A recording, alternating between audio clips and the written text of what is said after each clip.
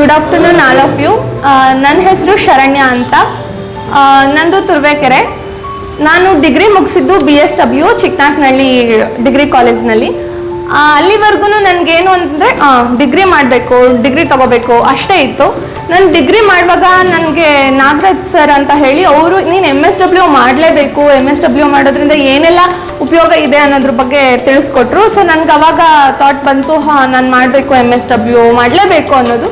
ಅದಾದ್ಮೇಲೆ ನಾನು ತುಮಕೂರು ಯೂನಿವರ್ಸಿಟಿಗೆ ನಮ್ಮ ಸೀನಿಯರ್ಸ್ ಎಲ್ಲ ಅಲ್ಲೇ ಮಾಡಿದ್ರು ಅಂತ ಹೇಳಿ ತುಮಕೂರು ಯೂನಿವರ್ಸಿಟಿ ಬಂದೆ, ಸೀಟ್ ಸಿಕ್ತು. MSW ಬಂದಾಗ ಅಷ್ಟೊಂದು ಅಂದರೆ ನೆಕ್ಸ್ಟ್ ಏನು ತಗೋಬೇಕು, ಏನು ಮಾಡಬೇಕು ಅನ್ನೋದೆಲ್ಲ ನನಗೆ ನಾಲೆಡ್ಜ್ ಇರಲಿಲ್ಲ, ಕಮ್ಮಿ ಇತ್ತು. MSW ಮಾಡ್ತಾ ಮಾಡ್ತಾ ನಮ್ಮ ಟೀಚರ್ಸು ಅವರೆಲ್ಲ ಹೇಳ್ತಾ, ಅವ್ರ ಕ್ಲಾಸಸ್ ಕೇಳ್ತಾ ಒಂದು ಗೋಲ್ ಸೆಟ್ ಮಾಡಿಕೊಂಡೆ, ನಾನು HR ತಗೋಬೇಕು, HR ಫೀಲ್ಡಲ್ಲಿ ಮುಂದುವರಿಬೇಕು ಅಂತ ಹೇಳಿ.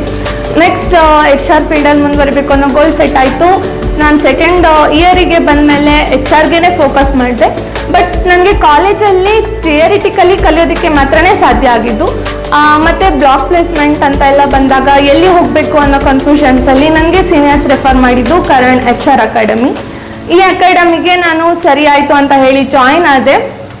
ಇಲ್ಲಿ ನನಗೆ ಪ್ರಾಕ್ಟಿಕಲಾಗಿ ಏನು HRಗೆ ಸಂಬಂಧಪಟ್ಟಂತೆ ಪ್ರಾಕ್ಟಿಕಲಾಗಿ ತಿಳ್ಕೊಳ್ಳೋದು ಏನೆಲ್ಲ ಇರುತ್ತೆ ಅದನ್ನು ತಿಳಿಯೋದಕ್ಕೆ ಸಾಧ್ಯ ಆಯಿತು. ಒಂದು ಬೇಜಾರು ಏನಂದರೆ ನಾನು ಸರ್ ಕ್ಲಾಸ್ನ ಕೇಳೋದಕ್ಕಾಗಲಿಲ್ಲ.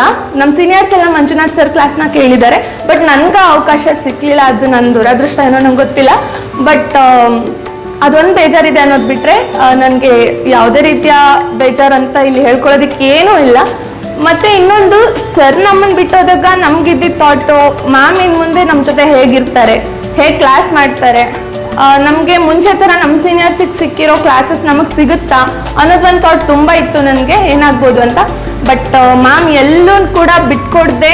ಅವರು ಮುಂಚೆ ಸರ್ ಇದ್ದಾಗ ಹೇಗೆ ನಮಗೆ ಒಂದು ವಾರ ಕ್ಲಾಸ್ ತೊಗೊಂಡಿದ್ರು ಅದೇ ಥರನೇ ಕ್ಲಾಸ್ ಕಂಟಿನ್ಯೂ ಮಾಡಿದ್ರು.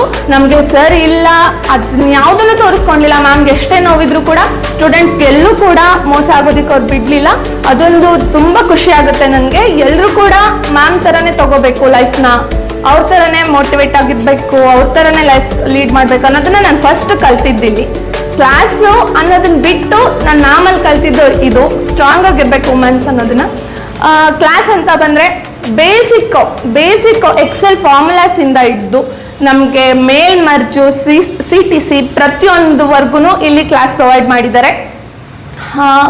ಮತ್ತು ಇನ್ನೊಂದೇನು ಹೇಳೋದಕ್ಕೆ ಇಷ್ಟಪಡ್ತೀನಿ ಅಂತ ಅಂದರೆ, ನೆಕ್ಸ್ಟು ನಮ್ಮ ಜೂನಿಯರ್ಸ್ ಏನಿದ್ದಾರೆ, ಇಲ್ಲಿವರೆಗೂ ಮಂಜುನಾಥ್ ಸರ್ ಇದ್ರು, ಕ್ಲಾಸಸ್ ಚೆನ್ನಾಗಿತ್ತು, ಇವಾಗ ಇಲ್ಲ, ನಾವಲ್ಲಿ ಹೋಗ್ಬೇಕಾ ಬೇಡವಾ ಅನ್ನೋ ಕನ್ಫ್ಯೂಷನ್ಸ್ ತುಂಬ ಜನಕ್ಕಿರುತ್ತೆ. ಬಟ್ ಖಂಡಿತ ನೀವು ಕರಣ್ HR ಅಕಾಡೆಮಿ ಬಗ್ಗೆ ಯಾವುದೇ ಥರ ಭಯ ಬೇಡ. ಸರ್ ಇಲ್ಲ ಅನ್ನೋದನ್ನ ತಲೆಯಲ್ಲಿ ಇಟ್ಕೋಬೇಡಿ. ಯಾಕಂದರೆ ಮ್ಯಾಮ್ ಸರ್ ಅಷ್ಟೇ ನಾಲೆಜಬಲ್ ಪರ್ಸನ್ ಆಗಿದ್ದು, ಸರ್ ಅಷ್ಟೇ ನಮಗೆ ಸರ್ ಏನೆಲ್ಲ ಫೀಡ್ ಮಾಡಿದ್ದಾರೆ ನಮಗೆ ಎಜುಕೇಷನು ಸ್ಕಿಲ್ಸು ಅದನ್ನೆಲ್ಲದನ್ನ ಮ್ಯಾಮ್ ಪ್ರೊವೈಡ್ ಮಾಡ್ತಾರೆ. ಆ ಭರವಸೆ ನಾನು ನಿಮಗೆ ಕೊಡ್ತೀನಿ. ನೆಕ್ಸ್ಟ್ ಬ್ಯಾಚಸ್ ಏನಿದ್ದೀರಾ ದಯವಿಟ್ಟು ಕರಣ್ ಅಕಾಡೆಮಿಗೆ ಯಾವುದೇ ಭಯ ಇಲ್ಲದೆ ಜಾಯ್ನ್ ಆಗ್ಬೋದು. And thank you so much ma'am. ನೀವು ನಮಗೆ ಇಷ್ಟೆಲ್ಲ ಸ್ಕಿಲ್ಸ್ನ ಪ್ರೊವೈಡ್ ಮಾಡಿ ನಮಗೆ ಒಂದು ಕಾನ್ಫಿಡೆಂಟ್ ಅನ್ನೋದನ್ನ ಇಲ್ಲಿ ಬರ್ಸಿದ್ದೀರಾ.